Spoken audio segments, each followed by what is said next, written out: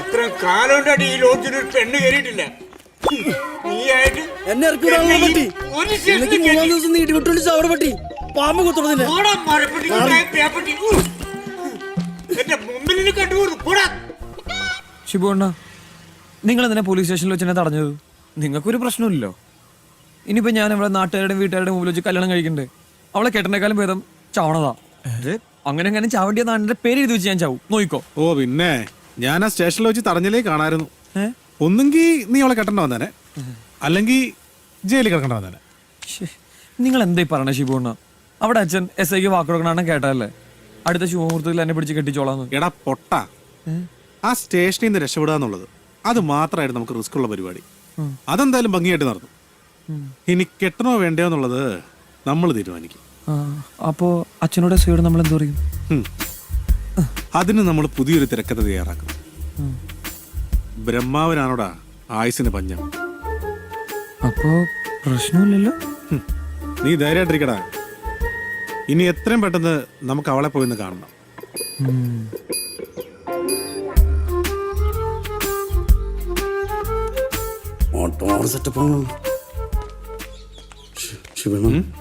നമ്മൾ കാശൊക്കെ നന്നായിട്ട് കൂടുതൽ കൊടുക്കുന്നില്ലേ? എന്തെങ്കിലും അഡ്ജസ്റ്റ്മെന്റ് ചോദിക്കണം. 5 മിനിറ്റ്, ഒരു 3 നീ ഒരു ചിരിപ്പിക്കാണ്ട് വന്നു. മിനിറ്റ് നിന്നിട്ട് ചോദിക്കണം പ്ലീസ്.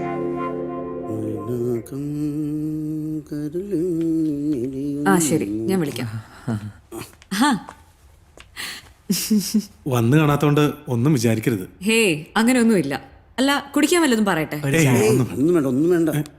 പിന്നെ പറ, എന്തൊക്കെയുണ്ട് വിശേഷം? പ്രത്യേകിച്ച് വിശേഷമൊന്നുമില്ല. പിന്നെ ഞങ്ങള് വന്നത് ഇതാ ഇത് തരാൻ വേണ്ടിട്ടാ. എന്താ ഇത്? കുറച്ച് കാശാ. പറഞ്ഞതിലും കൂടുതലുണ്ട്. അതിന് ഞാനൊന്നും ചെയ്തില്ലല്ലോ. ഇതല്ല, ഇത് ഞങ്ങളുടെ ഒരു സന്തോഷത്തിന്. എന്ത് സന്തോഷം? അല്ല, അന്ന് പോലീസ് സ്റ്റേഷനില് സിന്ധു ഞങ്ങളുടെ കൂടെ നിന്നില്ലായിരുന്നെങ്കിലേ ഇപ്പൊ നമ്മളൊക്കെ. ഓ അതാണോ? അത് നിങ്ങൾക്ക് വേണ്ടി മാത്രമൊന്നുമല്ല, എനിക്കും കൂടെ വേണ്ടിയാ. പോലീസ് കേസൊക്കെ വലിയ തൊല്ലയാന്നേ. അയ്യോ അതൊക്കെ ശരിയായിരിക്കും, പക്ഷെ ഇത് ഞങ്ങളുടെ ഒരു സന്തോഷത്തിനാ. പ്ലീസ് വാങ്ങണം. ഹേയ് ഇത് അതുകൊണ്ടൊന്നുമല്ല. അന്നത്തെ ആ സംഭവം നടന്നതിന് ശേഷം ഞാൻ ഒരുപാട് ആലോചിച്ചു. പിന്നെ അന്നത്തോടെ ആ തൊഴിലങ്ങിയെ നിർത്തിയോ? ആ സംഭവം നടന്നതിന് ശേഷം എനിക്ക് ഒരുപാട് ദേഷ്യവും വെറുപ്പും വിഷമം ഒക്കെ ഉണ്ടായി. പക്ഷെ ഇപ്പൊ ഞാൻ ഭയങ്കര ഹാപ്പി ആട്ടോ. എനിക്ക് ചെറിയ ചെറിയ സങ്കടങ്ങളുണ്ടായെങ്കിലും ഞാൻ കാരണം ഒരാളുടെ ലൈഫ് നന്നായിട്ട് മാറിയില്ലേ. സന്തോഷമുണ്ട് കുട്ടി. എൻ്റെ ആ സന്തോഷം ദേ ഈ പൈസയിൽ അടങ്ങിയിട്ടുണ്ട്. അതുകൊണ്ട് കുട്ടി ഈ പൈസ വാങ്ങിക്കണം പ്ലീസ്. എനിക്ക് വേണ്ട. അയ്യോ, ഞങ്ങളെ അന്യരായിട്ട് കാണല്ലേ. കുട്ടി വാങ്ങിക്കൂ പ്ലീസ്. അതുകൊണ്ടല്ല ഞാൻ വാങ്ങാത്തത്. പിന്നെ അത് പിന്നെ കല്യാണം കഴിക്കാൻ പോകുന്ന ആളുടെ അടുത്തുനിന്ന് ഞാൻ എങ്ങനെയാ കാശ് വാങ്ങുന്നത്? ആരെ കല്യാണം കഴിക്കണ ആരും? ഞാൻ ചേട്ടനെ. അപ്പൊ നിന്റെ ഉദ്ദേശം എന്താടി? കല്യാണം, അതും ഏറ്റവും അടുത്ത ശുഭമുഹൂർത്തത്തില്. ഏറ്റവും അടുത്ത ശുഭമുഹൂർത്തത്തില? അതെ, നീ ആ പള്ളി പോയി പറഞ്ഞാ മതി കേട്ടാ. പള്ളിയിലൊന്നും പോവാൻ വയ്യ. പിന്നെ കേറി ശീലമില്ലാന്നേ. കേറി ശീലമുള്ള ഒരു സ്ഥലമുണ്ട്. എവിടെയാ അത്? Police station. അവിടെ പോയി SIയോട് പറഞ്ഞോളാം. പോരെ? അപ്പൊ നീ ബ്ലാക്ക് മെയിൽ ചെയ്യാണല്ലേ? അപ്പൊ നീ ബ്ലാക്ക് മെയിൽ ചെയ്തല്ലേ അടങ്ങൂ. ഓ അങ്ങനെയെങ്കിൽ അങ്ങനെ. എടി, നിനക്ക് കല്യാണം കഴിക്കണമെങ്കിൽ ഈ ലോകത്ത് വേറെ എന്തോരം ആമ്പിള്ളേരെ കിട്ടും. ഈ വേട്ടാളെ തന്നെ വേണം നിനക്ക് നിർബന്ധമുണ്ടോ? ചെറുപ്പനാണ് മോളെ. നീ വേണമെങ്കിൽ ഇവൻ നിനക്കൊരു ജീവൻ. ഷിബു എന്നായി പറയുന്നേ? എവനെങ്കിലും ഒക്കെ കെട്ടി ജീവിതം തുടങ്ങാനാന്ന് എനിക്ക് എന്നേ ആവായിരുന്നു. പിന്നെ ഇവനെ പോലെ ഒരു കാട്ടുമക്കനെയൊക്കെ ആർക്ക് വേണം? ഇനി പുതിയൊരു ജീവിതം ഞാൻ ജീവിക്കുന്നുണ്ടെങ്കിൽ അത് റാണിയായിട്ടായിരിക്കും, മഹാറാണിയായിട്ട്. അതിനെനിക്ക് കാശ് വേണം. അതിന് നീ വിചാരിക്കുന്ന പോലെ ഇവൻ വലിയ മഹാരാജാവൊന്നും അല്ല.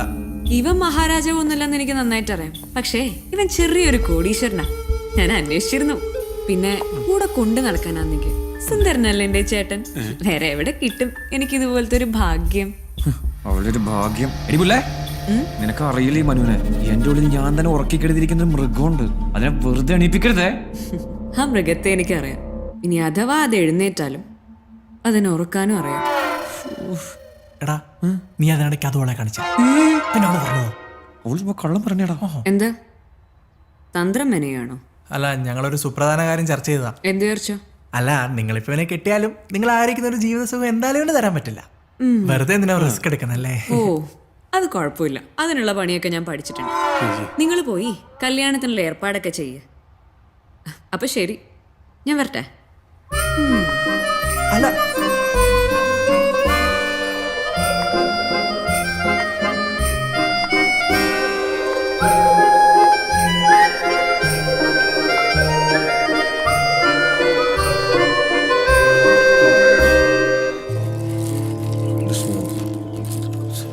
ഇയാൾ എന്തു പറയാമോ? ഇയാള് ഉരുട്ടി തിന്നോ?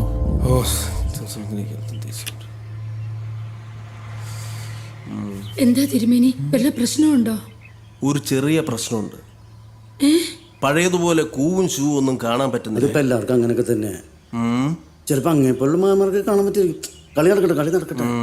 ജോത്സരെ, ആ പൊരുത്തുണ്ടോ നോക്കി. പൊരുത്തം ഉണ്ടോന്നോ? മഹാലക്ഷ്മിയല്ലേ വന്ന് കയറാൻ പോണേ. എല്ലാം നിങ്ങളുടെ മകന്റെ ഭാഗ്യമാണ്. ശരിയാ. നമ്മൾ തേടി നടന്നാൽ ചിലപ്പോ ഇതുപോലൊരു ജാതകം കിട്ടണമെന്നില്ല. അത്രയ്ക്ക് പൊരുത്തമുള്ള ഒരു ജാതകമല്ലേ. പിന്നെ ഈ കുട്ടിയുടെ ആഗമനത്തോടെ ഈ ഭവനത്തിൽ ധനത്തിന്റെ ഒരു ഒഴുക്ക് തന്നെയായിരിക്കും. അത് ശരിയാ, കറക്റ്റ് ദിവ്യന. അതായത് ഒരു നോട്ടെണ്ണുന്ന മെഷീൻ വാങ്ങിച്ചു വെക്കേണ്ടി വരും നായർക്കെന്ന് മനസ്സിലായോ? ശരിയാ, ഒരു മേശം കസരെടുത്ത് പുറത്തിട്ട് വരും. ഫോൺ വഴിക്ക് ഒരു കട്ടിലും കൂടി വാങ്ങിച്ചെന്നാ. എന്താ ഒരു കുശുകുശുപ്പ്? ഒന്നുമില്ല, റിസർവ് ബാങ്ക് തുറക്കേണ്ട വരും. അതെ, എനിക്ക് സീരിയസ് ആയിട്ട് കാര്യം പറയാനിട്ടാ. എന്താണ്? ആ മെഷീന്റെ പണി ഞാൻ തന്നെ ചെയ്തോളാം. ശമ്പളം ഒന്നും വേണ്ട, തിന്നാൻ കുടിക്കാൻ എന്തെങ്കിലും തന്നാ മതി. മെഷീനാണെങ്കിൽ അതും കൊടുക്കണ്ടല്ലോ. എന്താണ്? അച്ഛാന്ന്. അപ്പോ നോക്കല്ലേ തിരുമേനി? നോക്കാന്നല്ല, നടത്താം. അപ്പൊ കല്യാണം എപ്പോ നടത്താം? ഏറ്റവും അടുത്ത ശുഭമുഹൂർത്തത്തിൽ തന്നെ അങ്ങ് നടത്താം. എന്നാ പിന്നെ ജോത്സരെ, മുഹൂർത്തം കുറിച്ചോളൂ.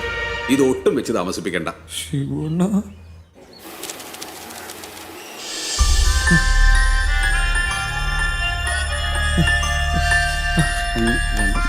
കണക്ക് തെറ്റില്ല. ഒന്ന് വെയിറ്റ് ചെയ്യ്. ചേട്ടാ ഇവിടെ കാർഡ് എടുക്കോ? ആ പണ്ടാറൊന്നും ഇവിടെ എടുക്കൂല. കാരണം പറയുന്നത് റെഡി ക്യാഷ് കാർഡൊക്കെ എടുക്കും. എടുക്കോ? ആരാ പറഞ്ഞു കാർഡ് എടുക്കൂലെന്ന്? നീ വിഷമിക്കൊന്നും വേണ്ട.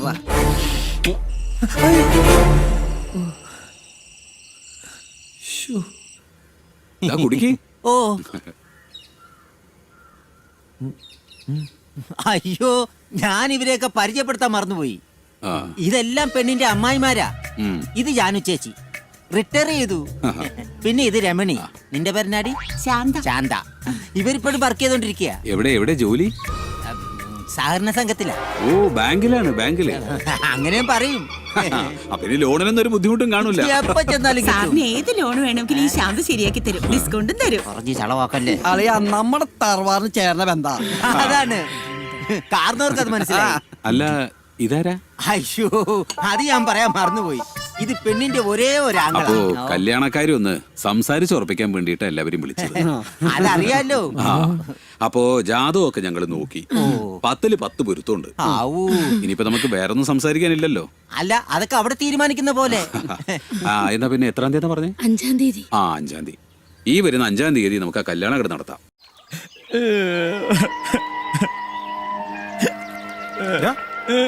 എന്താടാ? നിങ്ങൾക്കറിയോ, ഇതിനൊക്കെ കാരണം പെരട്ടക്കളവനാ. ഏത് കളവൻ? എന്റെ അമ്മാവൻ. എനിക്ക് അപ്പോഴേ ഡൗട്ട് ഉണ്ടായിരുന്നിട്ടാ, ഏതെങ്കിലും ബന്ധിച്ചിട്ടുള്ള കറുത്ത കൈ ഇതിന്റെ പിന്നിലുണ്ടാവുന്നു. എടാ, നീ ഇങ്ങനെ വെള്ളം അടിച്ച് തിളക്കല്ലേ. എല്ലാത്തിനും ഒരു ക്ഷമ വേണം. നമുക്കൊരു വഴി ഉണ്ടാക്കണം.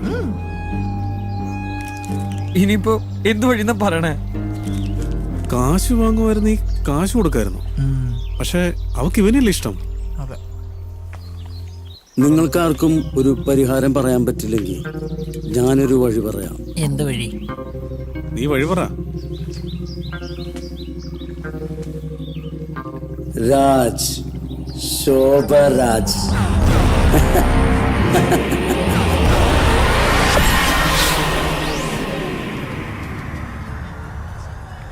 ഇതാണ് സാർ യഥാർത്ഥത്തിൽ നടന്ന കഥ. ഇനി അണ്ണൻ മാത്രമേ ഞങ്ങളുടെ മുന്നിലുള്ളൂ. അതെ അണ്ണാ.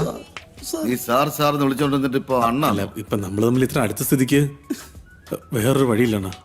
രക്ഷിക്കണം. ആ കാശ് ഇപ്പൊ നിങ്ങളുടെ കയ്യിലുണ്ടോ? ഏത് കാശ്? മറ്റേ 5 ലക്ഷം. ആ, അതൊക്കെ അറേഞ്ച് ചെയ്യാം. ആ, എങ്കിൽ പെട്ടെന്ന് അത് എത്തിക്ക്. കല്യാണത്തിന് അവൾ കാണില്ല. വിശ്വസിക്കാവണ്ണ. ഇത് ശോഭരാജിന്റെ വാക്ക.